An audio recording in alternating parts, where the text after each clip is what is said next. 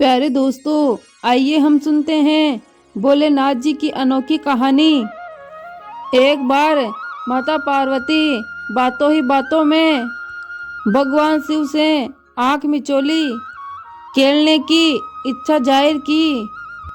चलिए ना प्रभु, कितने समय से हम दोनों ने कोई क्रीड़ा नहीं की। चलिए प्रभु, आज हम कोई खेल खेलते हैं। आज वातावरण भी कितना सुंदर है और कैलाश पर्वत पर ठंडी हवाओं के झोंके कितने आनंद से आ रहे हैं। मैया पार्वती की बात सुनकर शिवजी बोले, हाँ पार्वती, आज तो वातावरण कितना मनमोहक है, पर हम कौन सी क्रीड़ा करेंगे? अब आप ही बताओ कि हम कौन सा खेल खेले। मैया पार्वती बोलती हैं, क्यों ना हम आंख मिचोली खेले। कितने समय से हमने आंख मिचोली नहीं खेली, पर सर्वप्रथम आंख पर पट्टी मैं बांधूंगी ताकि मैं आपको जल्दी से ढूंढ सकूं। ठीक है देवी पार्वती, जैसी आपकी इच्छा। भगवान शिव ने मैया पार्वती की आंखों पर पट्टी बांधी। उसके बाद उन दोनों ने आग मिचोली खेलना प्रारंभ कर दिया। शिव जी बोले, आओ पार्वती, मुझे ढूंढो, बताओ मैं कहाँ हूँ। पार्वती, बस कुछ देर तक रुकिए स्वामी, मैं आपको पकड़कर ही बताऊंगी। मैं आपकी आवाज की दिशा में बढ़ती जा रही हूँ। अरे पार्वती, मैं तो तेरे पीछे हूँ और तुम कहाँ ढूंढ रही हो? पार्वती, बस बस कुछ देर और प्रतीक्षा कीजिए, मैं आपको पकड़ने ही वाली हूँ। भगवान शिव बोले बाले, उन्हें क्या पता कि डमरू की आवाज को मैया पार्वती भली भांति पहचानती हैं। और मैया ने कुछ ही पल में भगवान शिव को पकड़ लिया। देखा स्वामी, मैंने आपको पकड़ ही लिया। शिव जी बोले, पर आपको कैसे पता चला कि मैं उस चोटी के पीछे छुपा हुआ था? पार्वती, आपको ढूंढने में आपके प्रिय डमरू ने मेरी मदद की।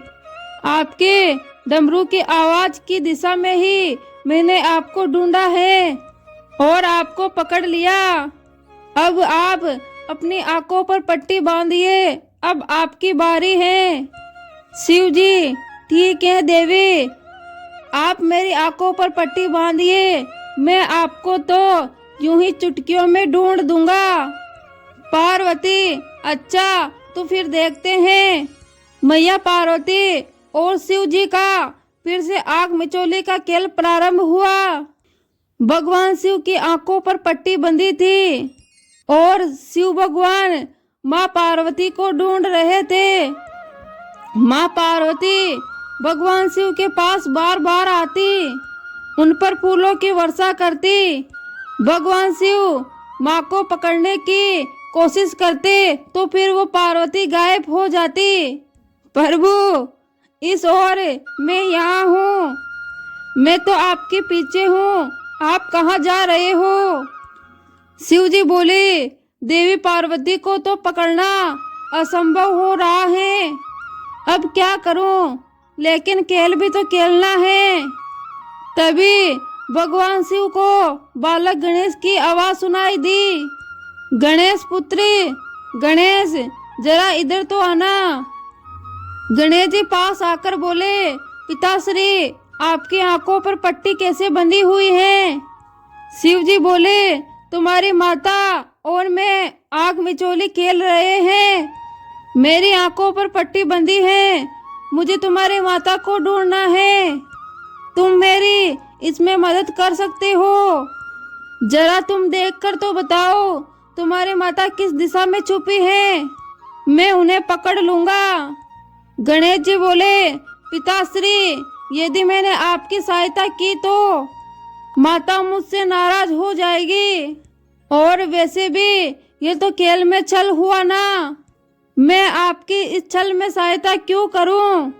नहीं नहीं पिताश्री, मैं आपके इस कार्य में कोई मदद नहीं कर सकता। ये खेल तो आपको स्वयं ही खेलना होगा। मैं तो जा रहा हूँ। कार्तिकेय भैया मेरी प्रतीक्षा कर रहे होंगे। हम दोनों भ्रमण के लिए जा रहे हैं।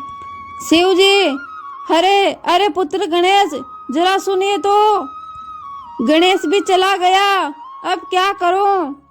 मैं पार्वती को कैसे ढूंढूं? तभी माता पार्वती शिव जी को आवाज लगाती हैं। क्या हुआ स्वामी, पुत्र ने आपकी सहायता नहीं की? मैं तो आपके समक्ष ही खड़ी हूँ, इधर यहाँ प्रभु। शिव जी माँ पार्वती को पकड़ने की कोशिश करते, लेकिन हर बार वो असंभव हो जाते। उतने में शिव जी नंदी जी को पकड़ लेते हैं। नंदी जी बोले, अरे प्रभु, ये तो मैं हूँ, माँ पार्वती तो उधर है, आपने मुझे पकड़ लिया है। शिव जी बोले, हाँ हाँ ठीक है, इस पट्टी से मुझे देखने में असुविधा हो रही है। मेरी समस्त इंद्रियां भी कोई काम नहीं कर रही। मैं अपनी शक्तियों से देवी पार्वती को देख भी नहीं पा रहा हूँ। माँ पार्वती, स्वामी जी, जब तक मेरे हाथों से बंधी हुई पट्टी आपकी आंखों पर है, जब तक आपको कुछ भी दिखाई नहीं देगा, आपको तो मुझे ऐसे ही ढूंढना होगा। मेरी आवाज की दिशा में इधर भगवान शिव बहुत देर तक माता पार्वती को पकड़ने की कोशिश करते हैं, लेकिन हर बार वो असफल रहे। अब उनके पास सिर्फ एक ही रास्ता था जिससे वो माता पार्वती को पकड़ सकते थे। मैं गिरने का अभिनय करता हूँ। देवी पार्वती मेरी आवाज सुनकर जरूर मेरे पास आएगी और मैं उन्हें पकड़ लूंगा। पार्वती, उतने में मैया पार्वती आती हैं और बोलती हैं, क्या हुआ स्वामी, आपको कहीं चोट तो नहीं लगी? शिव जी बोले, मुझे कुछ नहीं हुआ, लेकिन मैंने तुझको पकड़ लिया, मैं जीत गया। माँ पार्वती बोली, नहीं नहीं स्वामी, अभी अपने आंखों से पट्टी नहीं उतारिए, अभी तो खेल समाप्त ही नहीं हुआ। यदि आप खेल में छल कर सकते हैं तो मैं भी खेल में आपके साथ छल कर सकती हूँ। जिसे आपने पकड़ा वो मेरी माया थी, मैं तो यहाँ छुपी हूँ। मैया पार्वती जानती थी कि भगवान शिव गिरने का नाटक कर रहे हैं, इसलिए उन्होंने अपनी शक्ति से अपनी शकल उत्पन्न की और जोर जोर से हंसी। कुछ देर तक यूं ही आग मिचोले का खेल चलता रहा और भगवान शिव को एक और युक्ति सूझी। देवी पार्वती, मैं सोच रहा था मैं आपको ढूंढने में असमर्थ हो रहा हूँ। अब ये खेल ऐसे ही चलता रहा तो मैंने आपके बारे में जो सोचा है, आज मैं आपको कहीं ले जाने वाला था। भगवान शिव के मुख से यह बातें सुनकर माता पार्वती से रहा नहीं गया और अब वो भगवान शिव के आसपास ही घूमने लगी। आप मुझे कहाँ ले जाने वाले थे प्रभु? शिव जी बोले, ले जाने वाला था, लेकिन अभी तो मैं तुम्हें पकड़ ही नहीं पा रहा हूँ, और जब तक ये खेल समाप्त नहीं होगा क्या ही फायदा बताने का कि हम आज कहाँ जाने वाले थे। मैया पार्वती उदास मन से बोलती है, बताइए ना प्रभु, मेरे मन में बहुत उत्सुकता हो रही है, हम कहाँ जाने वाले हैं? शिव जी बोले, अब आप इतनी दूर दूर से मेरे से वार्तालाप करेगी तो मैं आपको कैसे बता पाऊंगा। माँ पार्वती ये भूल चुकी थी कि अभी तो आग मिचोले का खेल चल रहा है। शिव जी ने मैया पार्वती को बातों में फंसा लिया और माँ पार्वती पकड़ी गई। ये पकड़ लिया मैंने आपको। माँ पार्वती बोली, अच्छा तो आप जानबूझकर मुझे बातों में उलझा रहे थे ताकि आप मुझे पकड़ सको। जाइए प्रभु, मैं आपसे बात नहीं करूंगी। शिव जी ने अपनी आंखों से पट्टी उतारी और वे समझ गए थे कि माता पार्वती गुस्से में हो गई हैं। अब उनके पास माँ पार्वती को मनाने का एक ही रास्ता था। अच्छा ठीक है, तुम जीती और मैं हारा। वैसे मैं सोच रहा था क्यों ना आज हम स्वर्ग की सैर पर चले। बहुत दिनों से हम किसी भ्रमण पर नहीं गए हैं।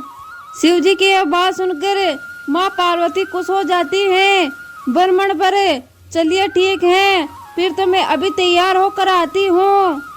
बस फिर माँ पार्वती और शिव जी भ्रमण के लिए निकल जाते हैं।